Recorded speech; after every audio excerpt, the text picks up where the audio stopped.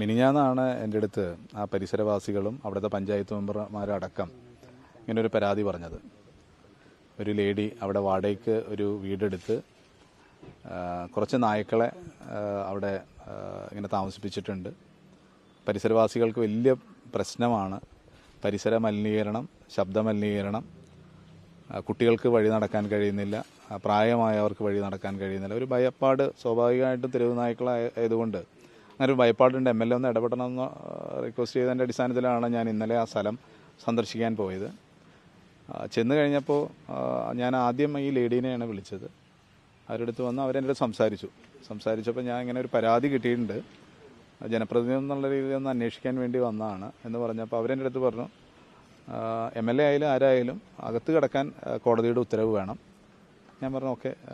ഞാൻ അങ്ങനെ മടങ്ങി. ഞാൻ അതിനുശേഷം ഹെൽത്ത് ഡിപ്പാർട്ട്മെൻറ്റിൻ്റെ അടുത്തും പോലീസിനെയും വിളിച്ച് റിക്വസ്റ്റ് ചെയ്തു, ഇത് നിങ്ങൾ പോയി ഒന്ന് അന്വേഷിച്ച്.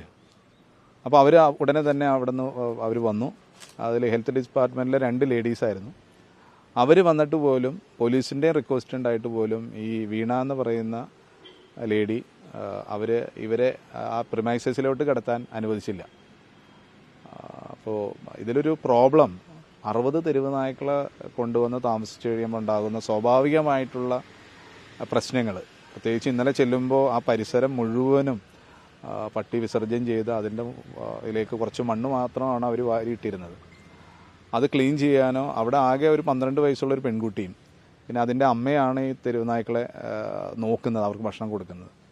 അവരുടെ സംരക്ഷണം, ആ കുട്ടിക്ക് എന്തെങ്കിലും ഇതുപോലെ എന്തെങ്കിലും അപകടകാരിയായിട്ടുള്ള നായ്ക്കൾ എന്തെങ്കിലും ഉപദ്രവിച്ചു കഴിഞ്ഞാൽ അതിനൊക്കെ ആര് ഉത്തരവാദിത്വം പറയുമെന്നുള്ളൊരു ചോദ്യം, സ്വാഭാവികമായ ചോദ്യമുണ്ട്.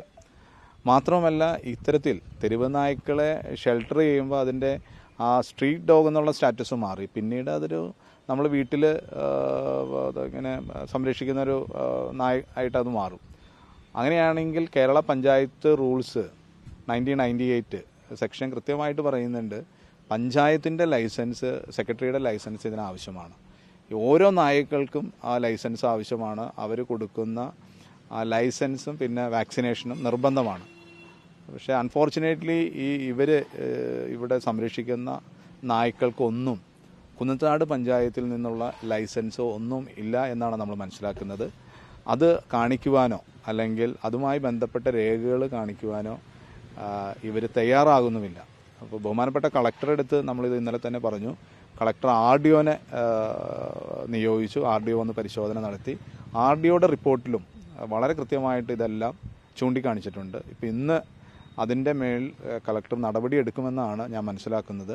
ഇപ്പോൾ പൊല്യൂഷൻ കൺട്രോൾ ബോർഡും മറ്റ് അനുബന്ധ ഡിപ്പാർട്ട്മെൻറ്റുകളും അനിമൽ ഹസ്ബൻഡറി ഡിപ്പാർട്ട്മെൻറ്റും ഇപ്പോൾ സ്ഥലം സന്ദർശിച്ച് ആവശ്യമായ നടപടികൾ എടുക്കും.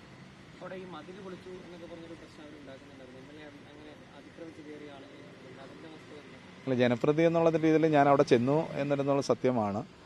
ആ സമയത്താണ് ഇതിൻ്റെ ഉടമസ്ഥൻ്റെ മകൻ അവിടെ വരികയും അയാൾക്ക് ഈ പ്രിമൈസസിലേക്ക് വീട്ടിലേക്ക് കയറണമെന്ന് ആവശ്യപ്പെടുകയും ചെയ്തു. പക്ഷേ അവരതിനെ പോലും സമ്മതിച്ചില്ല. സ്വാഭാവികമായിട്ടും ആ ഉടമസ്ഥൻ്റെ മകനാണ് മതിൽ ചാടിക്കിടന്ന് അകത്ത് കയറി പരിശോധിച്ചത്. അതിലിപ്പോൾ എനിക്ക് ഉടമസ്ഥനെ തടയാനുള്ളൊരു എനിക്കില്ലാത്തതുകൊണ്ട് പിന്നെ ആരോപണം എന്ത് വേണമെങ്കിലും പറഞ്ഞു. അങ്ങനെ എന്തെങ്കിലും MLA നിയമവിരുദ്ധമായിട്ട് ചെയ്തിട്ടുണ്ടെങ്കിൽ അവർ നിയമാനുസൃതം പരാതി കൊടുത്തു കഴിഞ്ഞാൽ അത് ഫേസ് ചെയ്യാൻ ഞാൻ റെഡിയാണ്. നമ്മൾ നായ്ക്കളെ ഉപദ്രവിക്കണമെന്നോ അല്ലെങ്കിൽ അവരെ ഉപദ്രവിക്കണമെന്നോ ഒന്നും നമ്മുടെ ആവശ്യമല്ല.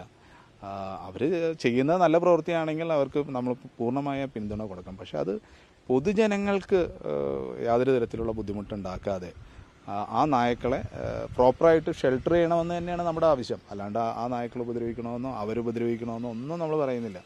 കൃത്യമായിട്ടുള്ള മാനദണ്ഡങ്ങൾ പാലിച്ച് ഗവൺമെൻറ് നിർദ്ദേശിക്കുന്ന ലൈസൻസിങ് ഉറപ്പുവരുത്തിയതിന് ശേഷം അവർ നായ്ക്കളെ ഇത് ചെയ്ത്. പക്ഷേ ആ ഭാഗത്തുള്ള 100 കണക്കിന് ആളുകൾ അനുഭവിക്കും. നിങ്ങൾ മാധ്യമപ്രവർത്തകരോട് പോകുമ്പോൾ ഒരാൾ പോലും ഒരു വൃത്തിയുള്ള സ്ഥലത്താണെന്ന് നമുക്ക് തോന്നില്ല. അത്രയും വൃത്തിഹീനമായിട്ട് തന്നെയാണ്. അതുകൊണ്ടാണ് ജനങ്ങൾ അത്തരത്തിൽ പ്രതികരിക്കുന്നത്.